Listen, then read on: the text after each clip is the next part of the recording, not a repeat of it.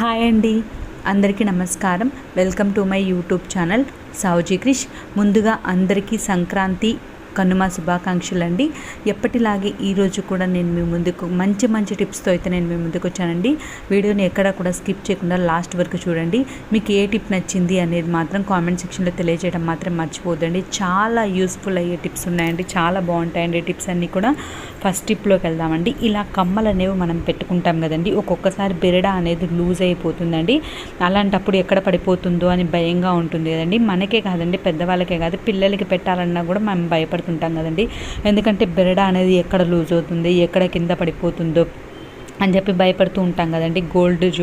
గోల్డ్వి కమ్మలు పెట్టుకోవాలంటే అలాంటప్పుడైతే ఈ టిప్ అయితే చాలా బాగా అయితే యూజ్ అవుతుందండి. ఈ విధంగా మనం ఒక చిన్న కాటన్ కొంచెమేనండి కాటన్ అనేది తీసుకుని ఆ బెరడా ఉంటుంది చూడండి వెనక వైపు, దానికైతే పెట్టేసుకోవాలండి. ఈ విధంగా పెట్టేసుకుని మనం కమ్మ పెట్టేసుకున్నాము అని అంటే మనకైతే చాలా టైట్గా అయితే ఉంటుందండి. బెరడా లూజ్ అయ్యే ఛాన్సే లేదండి. ఈ విధంగా అయితే మనం చిన్నపిల్లలకి జనరల్గా పెట్టాలి అని అంటే వాళ్ళు ఎక్కడ బెరడా లూజ్ అయిపోయి పోగొట్టుకుంటారన్న భయం వేస్తుంది కదండి. అలాంటి భయం అనేది లేకుండా మనం ఈజీగా అయితే పిల్లలకైనా సరేనండి చాలా సింపుల్గా అయితే పెట్టేసుకోవచ్చు అండి.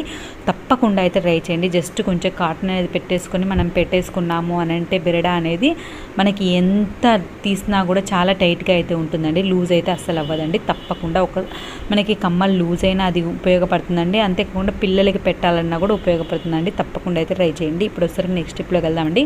ఈ విధంగా రిమోట్లు అనేవి ఉంటాయి కదండి, ఈ రిమోట్లు అనేవి మళ్ళీ మనం పగిలిపోతే మళ్ళీ కొనుక్కునే దానికి కూడా చాలా కష్టం కదండి. అలాంటి రిమోట్లను మనం ఎంతో జాగ్రత్తగా పెట్టుకోవాలి కదండి.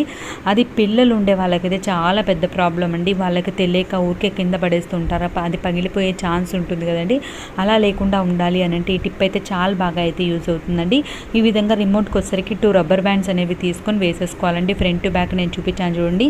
ఈ విధంగా రబ్బర్ బ్యాండ్స్ అనేవి వేసుకుంటే మనం ఎంత పైనుంచి వేసినా సరేనండి రబ్బర్ బ్యాండ్ సపోర్ట్ ఉంటుంది కాబట్టి రిమోట్కి అయితే ఏం కాకుండా ఉంటుందండి. తప్పకుండా అయితే ట్రై చేయండి. పిల్లలు ఉండే వాళ్ళకైతే ఇది చాలా బాగా యూజ్ అవుతుందండి. ఇప్పుడు వచ్చరికి నెక్స్ట్ టిప్లోకి వెళ్దామండి.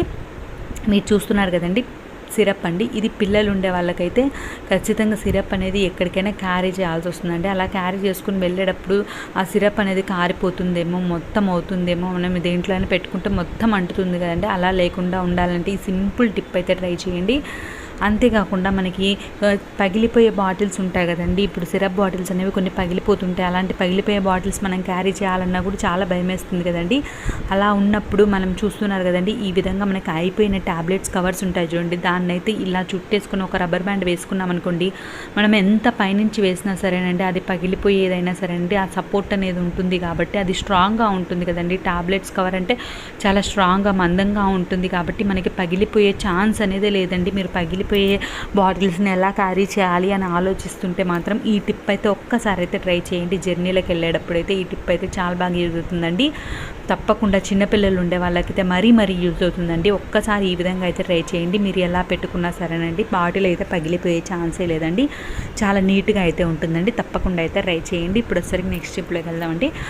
ఇలా ఛార్జింగ్ అనేది వైర్ అనేది ఉంటుంది కదండి. ఇలా వైర్ ఉన్నప్పుడు మనమైతే చూసుకొని పెట్టుకుంటామండి. కానీ పెద్దవాళ్ళు ఉంటారు కదండి, వాళ్ళకి ఛార్జర్ అనేది ఎటు సైడ్కి పెట్టాలో వాళ్ళకి అర్థం కాక ఊరికే జస్ట్ ఫ్రంట్కి బ్యాక్కి అలా తిప్పుతూ ఉంటారు కదండి. అలాంటి ప్రాబ్లం అనేది లేకుండా మనం ఈ సింపుల్ టిప్ అనేది ట్రై చేసాము అని అంటే ఎటువంటి ఇబ్బంది లేకుండా చిన్నపిల్లలైనా పెద్దవాళ్ళైనా సరేనండి ఈజీగా ఛార్జింగ్ అనేది పెట్టేదానికి ఉంటుందండి. అది ఏంటంటే మనం ఎటు సైడ్ అయితే ఛార్జర్ అనేది పెడుతున్నామో ఛార్జింగ్ అనేది అటు సైడ్ వచ్చేసరికి ఒక స్టిక్కర్ అనేది పెట్టేసుకున్నాం అనుకోండి, ఆ స్టిక్కర్ అనేది మనకు కనిపిస్తూ ఉంటుంది కదా, ఎటు సైడ్ పెట్టాలో మనకు అర్థమైపోతుంది కదండి. పెద్దవాళ్ళకు కూడా ఈ విధంగా స్టిక్కర్ ఉన్నవి పెట్టుకోవాలి అని అంటే వాళ్ళకు కూడా ఈజీగా అయిపోతుందండి. వాళ్ళు కూడా పెట్టేసుకుంటారండి. చిన్నపిల్లలకైనా తెలియదు కదండి, వాళ్ళకు పెట్టమన్నా కూడా వాళ్ళు కూడా పెట్టడానికి ఛాన్స్ ఉంటుందండి. అలానే మనం స్టిక్కర్తో పాటు స్టిక్కర్ అనేది పోతుంది కదా అని అనుకుంటాం కదండి. అలాంటప్పుడు నెయిల్ పాలిష్ ఉంటుంది చూడండి, జస్ట్ ఒక డ్రాప్ అలా వేశారనుకోండి అది ఎక్కడికి పోదు కాబట్టి ఎన్ని రోజులైనా అలానే ఉంటుంది కాబట్టి పిల్లలకైనా పెద్దవాళ్ళకైనా ఛార్జింగ్ అనేది పెట్టుకునేదానికి ఎటువంటి ప్రాబ్లం అనేది లేకుండా ఉంటుందండి. తప్పకుండా అయితే ట్రై చేయండి. ఇప్పుడు వచ్చేసరికి నెక్స్ట్ టిప్లోకి వెళ్దామండి. మన దగ్గర ఇలాంటి లిక్విడ్ బాటిల్స్ అనేవి ఉంటాయి కదండి. ఇలాంటి బాటిల్స్ వచ్చేసరికి లిక్విడ్ అయిపోయిన వెంటనే అయితే పడేస్తుంటామండి. అస్సలు పడేయొద్దండి. దీన్ని అయితే చాలా బాగా యూస్ చేసుకోవచ్చండి. నాది ఇంతకుముందు ఈ లిక్విడ్ బాటిల్ని వచ్చేసరికి నేను బాగా నీట్గా కడిగేసుకోవాలండి. నీట్గా కడిగేసుకొని ఆరిపోయిన తర్వాత నేను దీపం నూనె ఉంటుంది చూడండి, ఆ దీపం నూనె అయితే వేసుకున్నానండి. ఇదైతే డైలీ అయితే నేను దీపారాధన చేసుకునేదానికి దేవుడి రూమ్లో అయితే పెట్టుకుంటానండి. ఈ విధంగా మనం నీట్గా క్లీన్ చేసుకున్న తర్వాత దీన్ని అయితే ఈ విధంగా దీపం నూనె అనేది వేసుకునేదానికి యూజ్ చేసుకోవచ్చండి. చాలా నీట్గా అయితే ఉంటుందండి. మనం నూనె వేసేదానికి కూడా అదైతే చాలా ఈజీగా అయితే ఉంటుందండి. నేనైతే ఈ విధంగా బాటిల్స్ని అయితే పడేయకుండా వాటిని అయితే నీట్గా క్లీన్ చేసుకొని దీపం నూనె అనేది వేసి పెట్టుకుంటానండి. ఎప్పుడు కావాలంటే అప్పుడు మనం డైలీ యూస్ చేసుకునే దానికి చాలా నీట్గా అయితే ఉంటుందండి. మనం సపరేట్గా కొనాల్సిన పని లేకుండా. తప్పకుండా అయితే ట్రై చేయండి. ఇప్పుడు నెక్స్ట్ స్టెప్లోకి వెళ్దామండి. ఇలాంటి స్పెట్స్ అనేవి ఉంటాయి కదండి. స్పెట్స్ అనేవి మనం డైలీ యూస్ చేస్తుంటాం కాబట్టి మనకి జిడ్డు అనేది పడుతుంది, నెక్స్ట్ డస్ట్ అనేది పడుతుంది, మనకు కనిపించదండి స్పెట్స్ మీద డస్ట్ అనేది. కానీ మనకి బూజరుగా అలా ఉంటుందండి. అలా ఉంటే మనం ఏమనుకుంటామంటే స్పెట్స్లో ప్రాబ్లం అనుకుంటామండి. కాదండి, ఈ విధంగా మురికి అనేది మనకు కనపడకుండానే స్పెట్స్ మీద అయితే పడుతుందండి. అలాంటప్పుడు మనకి ఇలాంటి ప్రాబ్లం అనేది వస్తుందండి. అలాంటి ప్రాబ్లం అనేది లేకుండా స్పెట్స్ అనేవి 1 వీక్ ఒకసారి అయితే ఈ విధంగా నీట్గా క్లీన్ చేసుకున్నాము అని అంటే అటువంటి ప్రాబ్లం అనేది లేదండి. జస్ట్ వ్యాజ్లిన్ అనేది మనం కొంచెం డ్రాప్స్గా అయితే పెట్టుకోవాలండి. ఎక్కువ పెట్టుకోవద్దండి, జిడ్డుగా అనిపిస్తుంది. జస్ట్ కొంచెమేనండి. డ్రాప్స్గా పెట్టుకున్న తర్వాత ఈ విధంగా కాటన్ అనేది తీసుకొని మనం నీట్గా తుడిచేసుకున్నాం అనుకోండి, చాలా నీట్గా అయితే స్పెట్స్ అనేవి క్లీన్ అవుతాయండి. నేనైతే స్పెట్స్ అనేది డీప్ క్లీన్ ఎలా చేయాలి అనేది ఒక వీడియో అయితే చేశానండి. నా ఛానల్ ప్లేలిస్ట్లో ఉంటుందండి. ఒక్కసారి అయితే చూడండి. నేను డిస్క్రిప్షన్ బాక్స్లో కూడా ఇస్తానండి. చాలా మంచి వీడియో అండి. ఒక్కసారి చూస్తే మీకే అర్థమవుతుందండి. ప్రతిసారి అదైతే యూజ్ అవుతుంది కదండి.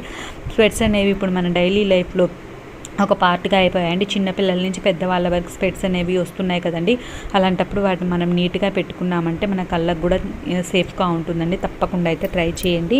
ఒక్కసారి అయితే ఆ వీడియో అయితే చూడని వాళ్ళు ఉంటే ఒక్కసారి అయితే చూడండి. ఇప్పుడు నెక్స్ట్ స్టెప్లోకి వెళ్దామంటే మనం నెయిల్ పాలిష్ అనేది పెట్టుకునేదానికి ఒక చిన్న ట్రిక్ అయితే చెప్పబోతున్నానండి. అది ఏంటంటే నెయిల్ పాలిష్ అనేది పెట్టుకున్నప్పుడు ఎవరైనా ఫేస్ చేసే ప్రాబ్లమేనండి ఇది. ఎందుకంటే నెయిల్ పాలిష్ పెట్టుకున్నప్పుడు సైడ్కి అనేది అంటుతుందండి. ఇంకా పిల్లలు పెట్టారనుకోండి, వాళ్ళకి చెప్పినా కూడా వినిపించుకోరండి. నెయిల్ పాలిష్ కనిపిస్తే చాలు మేము పెట్టుకుంటామని పెట్టుకుంటారండి. మొత్తం సైడ్ అంతా చేసుకుంటారండి.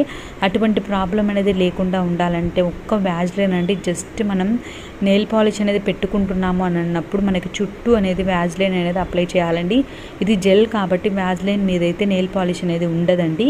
కాబట్టి మనం ఈ వ్యాజ్లైన్ అనేది మొత్తం చుట్టూ అప్లై చేసేసి మనం నెయిల్ పాలిష్ అనేది పెట్టామనుకోండి, చాలా ఈజీగా మనకి సైడ్స్ అనేది అంటుకోకుండా అయితే మనకి నీట్గా అయితే నెయిల్ పాలిష్ అనేది పెట్టుకోవచ్చు అండి. చూస్తున్నారు కదండి, ఈ విధంగా మనం వ్యాజ్లైన్ అప్లై చేసిన దగ్గర నెయిల్ పాలిష్ అనేది పెడితే జస్ట్ మనం ఫింగర్స్తో అనేస్తేనే వచ్చేసింది చూడండి.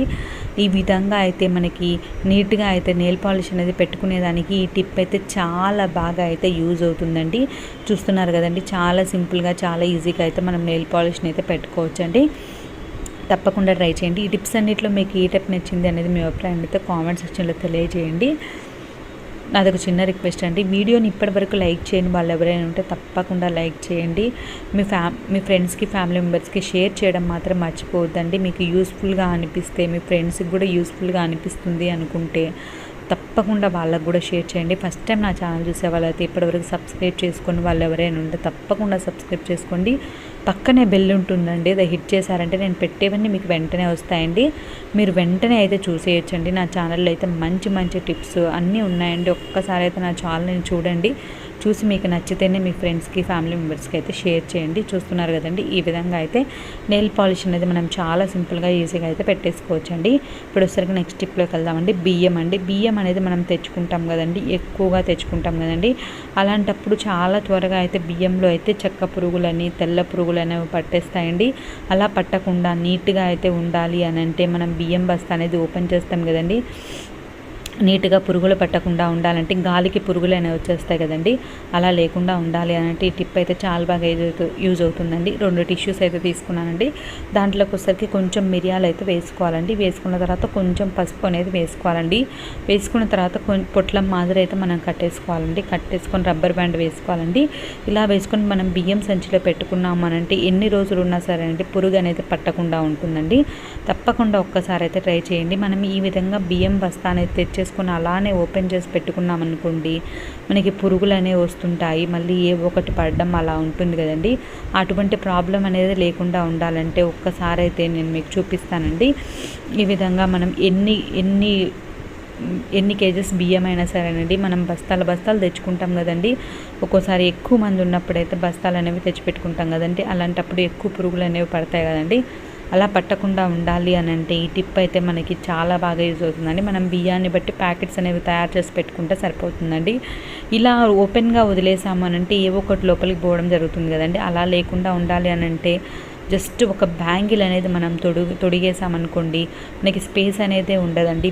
ఏమి మనకి లోపలికి పోయేదానికి ఛాన్స్ ఉండదండి. నీట్గా అయితే మనం బియ్యం బస్తాని క్లోజ్ చేసుకోవాలి అని అంటే ఒక గాజు, మనకి అవసరం లేని గాజు ఉంటుంది కదండి, ఆ గాజు అనేది ఈ విధంగా మనం నీట్గా తొడిగేసుకున్నాం అనుకోండి, బియ్యం అనేది పురుగు పట్టకుండా, దుమ్ము ధూళి అనేది పడకుండా చాలా నీట్గా అయితే ఉంటుందండి. తప్పకుండా ట్రై చేయండి. Thank you.